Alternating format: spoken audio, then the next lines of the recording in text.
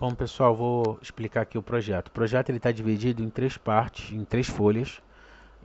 Essa primeira folha que eu chamei de infraestrutura, nela tem basicamente, a gente numerou todas as evaporadoras em relação às condensadoras para facilitar a identificação dos circuitos. Então, evaporadora 1, condensadora 1, 2, 2 e assim sucessivamente. O cabo, então, para atender os ar-condicionados, eles vêm pela eletrocalha, né? Acessam aqui as tubulações secundárias, os eletrodutos e param nesses pontos aqui que a gente está chamando de ponto de espera de ar-condicionado. Aí nesse ponto, está lá na nota, deve ter 6 metros de cabo parado para depois, na hora que for fazer a instalação do ar-condicionado, o executor, o técnico de refrigeração, possa pegar esse cabo e descer junto com a tubulação e assim alimentar a parte elétrica da condensadora. Então, em cada ponto desse vai ser um circuito de ar-condicionado com a sua devida espera, deve ficar ali no teto, o cabo enrolado, devidamente amarrado ali bonitinho, e o seu disjuntor lá no quadro desligado, né, para ele não ficar energizado. Só ligar quando realmente já estiver tudo pronto, tá? Então essas esperas vão ficar aqui. Então a gente tem aqui o nome. Lá na distribuição eu já não coloquei os ar-condicionado, porque senão vai ficar muito confuso. Então aqui a gente tem as eletrocalhas, os tamanhos das eletrocalhas e a identificação dos tubos que são de 1 polegada. Todos que não têm identificação são tubos de 3/4, tá ok? Então a gente tem toda essa distribuição, identificação de todas as máquinas aqui para poder ser executado, tá? Bom, partindo desse princípio, o que nós temos então?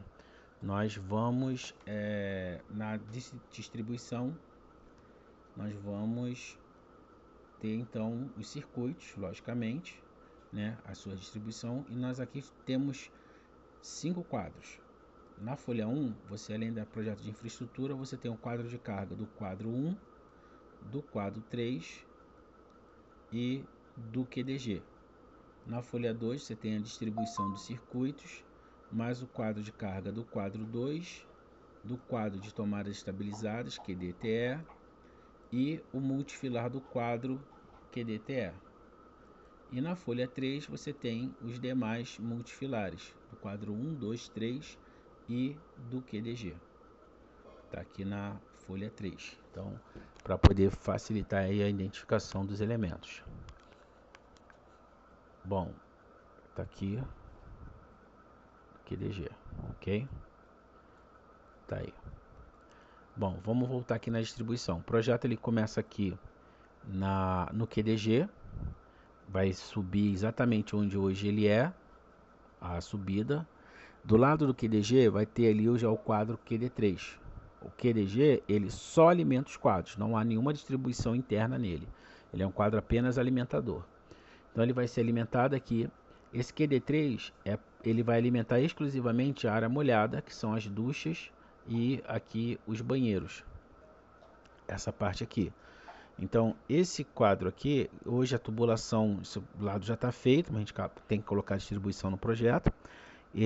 Tubos chegam aqui, né? Essas fiações chegam aqui. E a gente colocou aqui a distribuição, mas nada que impeça depois vocês me passarem, quem executou, como é que chegou aqui, quais são os tubos, e aí a gente faz aqui a alteração da infra. Mas a distribuição deles aqui no QD3, tá bom? Do QDG também sai a fiação, desce aqui para a direita, vem para alimentar o QD2. O QD2 ele vai alimentar toda essa região aqui, ó, aqui, tá aqui marcado, ó. Área de atuação QD2, iluminação 18 a 24, a numeração de circuito de iluminação, tomada 62 a 94. Então, dentro dessa casa de tomadas de iluminação é o QD2. Saindo do QDG, vamos para o outro lado, para o lado esquerdo, desceu, vai ficar aqui o QD1 e o QDTE. O QD1 ele é o quadro que vai pegar esse lado esquerdo aqui, ó, toda essa região aqui, para fazer atendimento. E o QDTE ele vai pegar em todo o projeto, as tomadas estabilizadas, reconhecimento facial, catracas, essa parte mais sensível, Wi-Fi, o centro de monitoramento e supervisão. Então, onde tem mais equipamentos sensíveis, a gente está colocando sendo atendido pelo QDTE. Para que não haja confusão, nós separamos os circuitos assim. Toda a parte do QDTE será distribuição acima de 100, casa da centena, que é o 119, 120, 121. Então, onde você vê acima de 100, ele está sendo alimentado pelo QDTE. De 1 a 17, aqui, ó, ou 25 a 61, é o quadro QD1, QD01, que está aqui, do lado do QDTE. Aqui, ó, QD1. Acima disso, de 18 a 24 e 62 a 94 é o QD2, que é esse lado aqui, ó. Que é esse pedaço aqui, que está sendo alimentado por esse quadro, e aqui já tem essas tubulações que atravessam aqui esse trecho para poder fazer essa distribuição do lado de cá. E acima de 201 em diante, é esse quadro que alimenta essas tomadas aqui da área molhada, que são as duchas e os banheiros. Então, para assim facilitar a distribuição, tá bom? Então, aqui no quadro de carga, você vai ver isso. Por exemplo, ó, quadro QD2, iluminação de 18 em diante, acabou a iluminação em 24, veio aqui para 62, que são as tomadas. Então a gente não tem circuitos repetidos, não existe circuito 1 do quadro 1, circuito 1 do quadro 2, circuito 1 do quadro 3, não. A gente fez a numeração sequencial para poder facilitar e não haver dúvida sobre para qual quadro aquele circuito vai, tá bom? Então aqui a gente tem no quadro de carga o circuito, né, para onde ele vai, o que vai ser alimentado, o fio, qual o disjuntor, a fase, se é monofásico ou se é bifásico, se é trifásico, né, os cálculos elétricos. Então a gente tem isso aí por circuito, tanto aqui no quadro de carga, quanto no multifilar. Vou pegar aqui, ó, do mesmo quadro QD2, QD1, QD2, ó. Circuito, para onde vai, a fiação, o seu disjuntor e aqui o multifilar da sua ligação, ok? Então você consegue ver tanto aqui no multifilar quanto aqui no quadro de carga as informações técnicas para passar o fio. Então por isso a gente não fica fazendo fase, neutro, terra aqui, porque é desnecessário, que a gente já sabe o que vai ser passado em cada lugar pelo quadro de carga ou pelo multifilar, e isso iria carregar de informação a planta, ia ficar uma confusão só para poder colocar toda essa informação aqui em planta. Então a gente não é desnecessário, tá bom? Bom, então ar-condicionados dessa ala aqui toda estão aqui nessa parede e nessa parede, e aqui os pontos de espera. Os ar-condicionados do lado de cá, esses 4 que tem aqui estão aqui, esse aqui é o do camarim, e esse aqui são os que ficam aqui de 60K BTUs. Interruptores, uma coisa importante. Tinha uma sequência de interruptores aqui, mas eles estão muito longe do quadro. Então eu teria que levar toda a fase até lá, para depois fazer a distribuição dele voltando. Então, para economizar cabos, como aqui vai ter um serviço de marcenaria para proteger os quadros, né? Pode colocar, inclusive, fazer aqui a parte de interruptores aqui, e aí eu coloquei aqui o circuito, porque já sai do quadro fase, entra nos interruptores e já sai o retorno para a distribuição. Eu não fico passeando com fase para lá e para cá.